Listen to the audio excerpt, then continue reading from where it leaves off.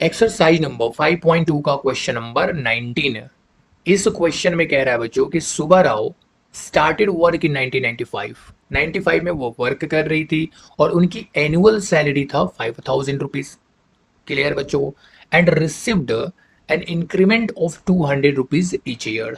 हर एक साल उनकी सैलरी में 200 रुपया का इंक्रीमेंट लगता था, मतलब बढ़ जाता था। In which year did his income reach 7,000? किस साल उनकी सैलरी 7,000 हो जाएगा? क्लियर बच्चों? कब उनकी सैलरी 7,000 हो गया होगा?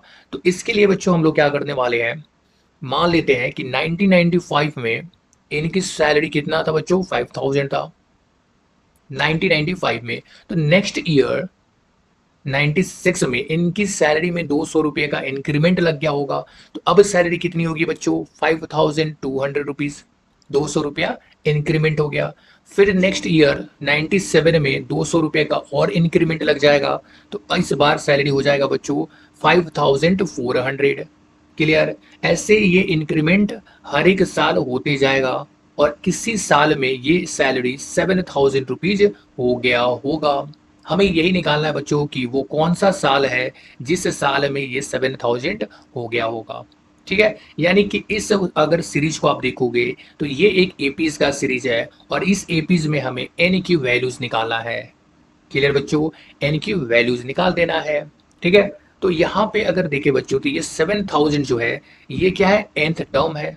तो nth टर्म्स निकालने का क्या फॉर्मूला होता है बच्चों? A plus N minus one into D.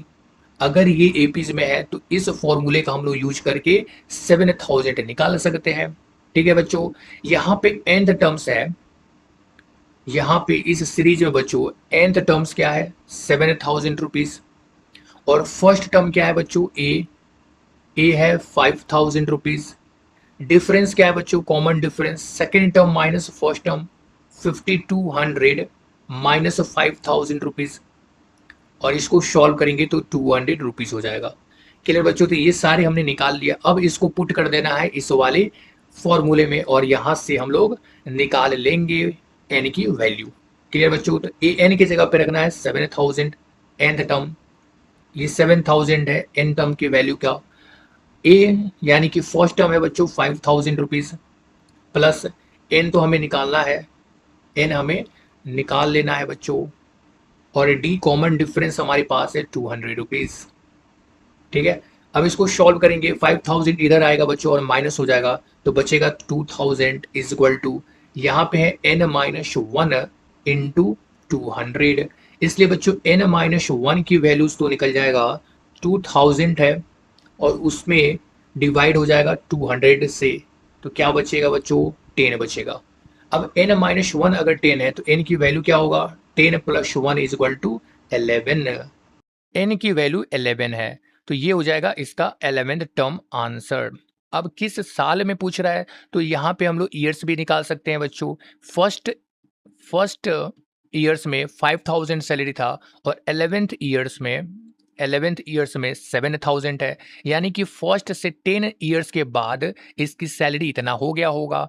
तो 1995 में बच्चों 1995 में 10 ईयर्स ऐड कर देंगे तो ये निकल जाएगा इस 7,000 वाला ईयर्स। ये कितना होगा बच्चों? 2005। ये भी हो जाएगा इसका आंसर। Question number 20। इस क्वेश्चन में कह रहा है बच्चों कि Ramkali saved 5 rupees in first week. पहले सप्ताह में रामकली 5 रुपीज सेव करता है एंड देन इंक्रीज हर वीकली सेविंग बाय 1.75 रुपीज। हर एक नेक्स्ट वीक में वो 1.75 रुपीज की सेविंग इंक्रीज कर देता है। If in the nth week her weekly saving becomes 20.75 rupees, then find n। तो किसी nth वीक में उसकी वीकली सेविंग 20.75 रुपीज हो गई होगी तो हमें n की वैल्यू निकालना है। क्लियर बच्चों? तो ये एक एपीज का क्वेश्चन है। इसमें अगर हम देखें बच्चों तो फर्स्ट वीक में रामकली का सेविंग था 5 रुपीज। सेकेंड वीक में क्या होगा बच्चों? इसकी सेविंग में 1.75 का इंक्रीमेंट हो जाएगा, यानी कि इंक्रीज हो जाएगा। तो अब इसकी सेविंग हो जाएगा बच्चों 6.75। ठीक है, 6.75। थर्ड वीक की अगर देखें, थर्ड वीक में तो फिर 1.75 इसमें इंक्रीमेंट हो जाएगा। तो ये हो जाएगा 0.75 ऐड करेंगे तो 7.5 होगा और 1 ऐड करेंगे तो 8.5 हो जाएगा। क्लियर है बच्चों? और ऐसे ही ये इंक्रीमेंट होते जाएगा। तो किसी nth वीक में इसकी जो सेविंग है बच्चों, ये हो जाएगा 20.75 रुपीज। ठीक है? तो हमें इस n की वैल्यूज को निकालना है। इसके लिए बच्चों हम लोग फॉर्मूले का यूज करेंगे। nth टर्म्स निकालने का फॉर्मूला ये होता है बच्चों a plus n minus 1 into D. इस फॉर्मूले का हमें यूज करना है।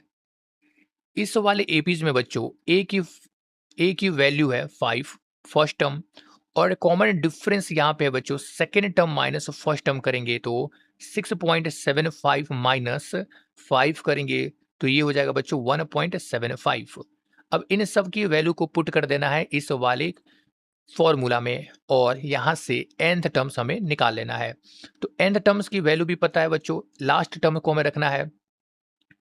ये क्या है 20.75। अब वैल्यू पुट कर देते हैं बच्चों इस वाले फॉर्मूला में। तो nth टर्म है 20.75 is equal to first term दिया है बच्चों 5 प्लस n की वैल्यू हमें निकालना है और d की वैल्यू है 1.75। क्लियर बच्चों? इसको सॉल्व करेंगे, 5 को इस साइड भेजेंगे तो यहाँ पे हो जाएगा बच्चों 20.75 minus 5 is equal to n minus 1 into 1.75। Clear? इसको माइनस करेंगे बच्चों तो यहाँ पे हो जाएगा 15.75।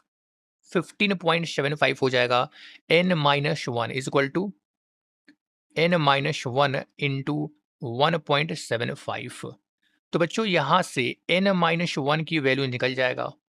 ये क्या होगा? n माइनस 1 की वैल्यू बच्चों 15.75 और इसको डिवाइड कर देंगे 1.75 से। ठीक है? और ये कितनी बार में डिवाइड होगा बच्चों? तो अगर हम 1.75 को 4 से मल्टीप्लाई करें, 2 से मल्टीप्लाई करेंगे तो 3.5 हो जाएगा और फिर 2 से मल्टीप्लाई करेंगे तो ये हो जाएगा 7 है। यानी कि इसमें 4 से मल्टीप्लाई करेंगे तो 7 होगा, फिर 2 से मल्टीप्लाई कर देंगे तो ये 14 हो जाएगा और इसमें 1 एक बार और ऐड कर देंगे बच्चों तो 8 इंटू 9, यानी कि इसको डिवाइड कर देंगे बच्चों हम लोग 9 बार में। तो यहाँ से n की वैल्यू हो जाएगा 9 और -1 इधर आएगा तो +1 हो जाएगा। ये हो गया बच्चों 10। n की वैल्यू हमें निकालना था और ये इसका आंसर हो जाएगा 10 इज द आंसर।